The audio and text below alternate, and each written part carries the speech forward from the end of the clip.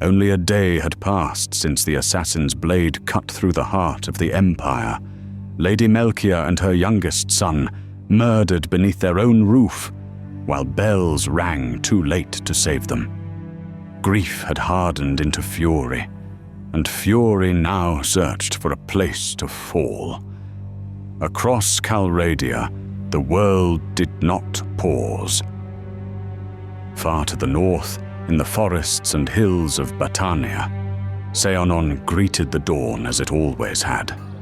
Quiet, green, and seemingly untouched by the chaos tightening its grip on the realm. Its warriors were gone. King Caladog had taken the bulk of Battania's strength westward, chasing wars that demanded his full attention. Only a skeleton garrison remained behind. Barely 200 souls to hold the city and watch the roads. No one expected war to find Seonon, but retribution does not always announce itself. Sometimes it simply arrives. The morning in Seonon passed without warning. Merchants opened stores, guards took their places along the walls, trading idle words and watching empty roads stretch into forest and field. Smoke drifted lazily from hearths. Life continued, unaware of how thin its shield had become.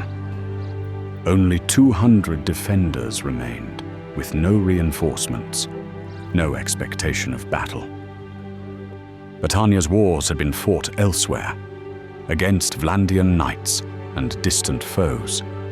Seonon had become an afterthought, left behind in the confidence that no enemy would dare strike so deep, while Caladog's host still marched. Melidir knew better. A lord of Battania, hardened by years of border war, he watched the horizon with unease that would not fade. Too much silence carried its own warning. Roads that stayed empty too long were never empty by accident. Still, no horns sounded, no riders came, and so the city endured its ordinary rhythms, unaware that elsewhere, an imperial lord burned with a hunger for retribution that had already slipped beyond his emperor's grasp. The Western Empire moved without sanction. A disgruntled lord, Crota, the same who had cut down the prince in the throne room of Zionica, marched under his own banner, driven not by command, but by fury. The empire had been humiliated. A noble household butchered in the night, while the emperor still waited. For what reason? Someone would answer, and Seonon was chosen. By midday, imperial trebuchets already stood in place. Crews moved among them in practiced silence, cranking winches tight as massive arms were drawn back against their chains. Great stones were carried forward and locked into slings, their weight bowing rope and timber alike. Then the first stone flew. It struck the walls with bone-shaking force, tearing timber and stone apart. Another followed, then another. Hours passed beneath falling rock as Seonon's defenses were hammered without mercy. The garrison fought to answer. Bows were drawn, arrows loosed, but numbers told their own truth. Along the battlements, Seonon's lone catapult answered the storm.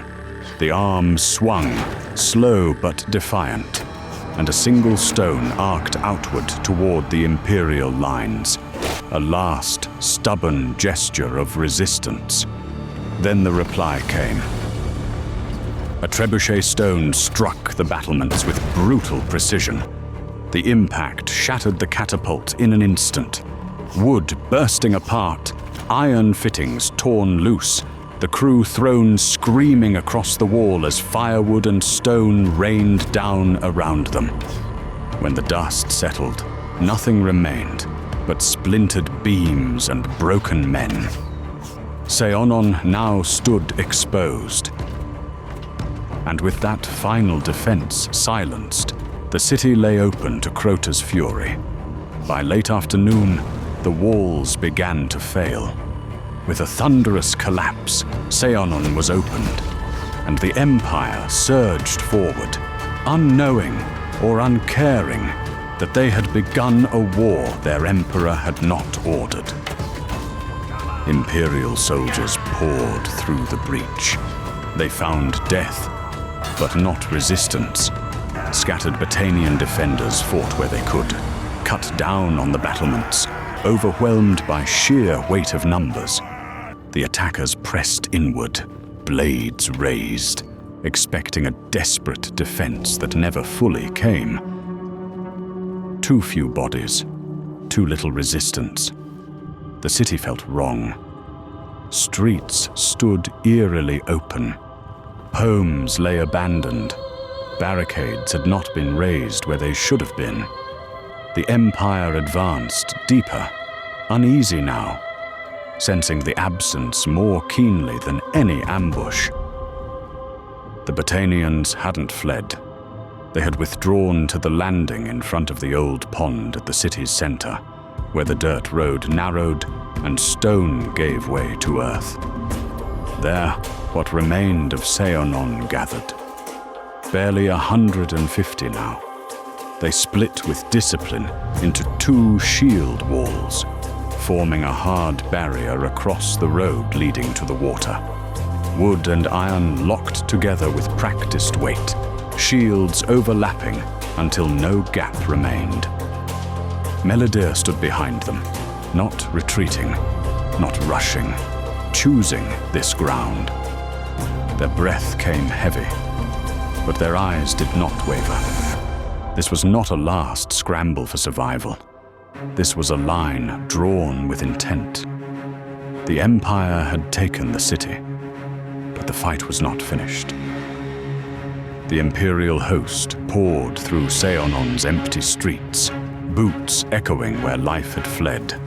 No horns, no warning, only the sound of steel moving toward the city's heart. And there, beside the pond, they found them. The last of Battania stood ready. The clash erupted without ceremony.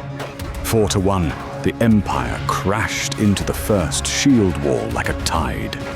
Wood splintered, iron buckled. The line was smothered almost instantly. But it did not break. Each Battanian fought until breath failed, until arms gave out, until the ground beneath them disappeared under Imperial boots. When Imperial soldiers began to spill around the rear of the first wall, Melidir understood at once. There would be no waiting, no second line preserved.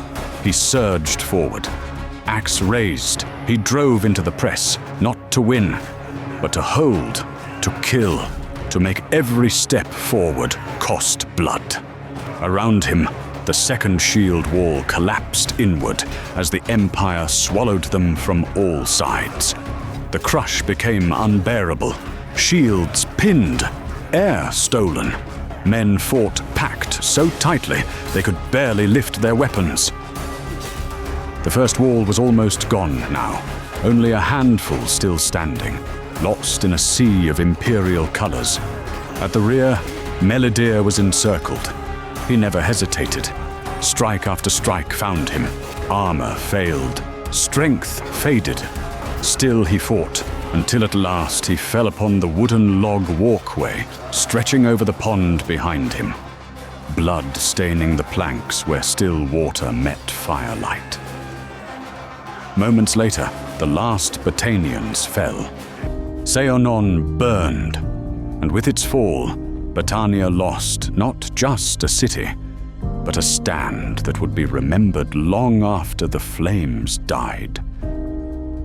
Battanian archers lay motionless along the battlements where they had watched the walls fall. Below them, the true cost of the battle was written in bodies. The dead lay thick in the city's heart, clustered around the pond where shields had locked and men had chosen to die standing rather than flee.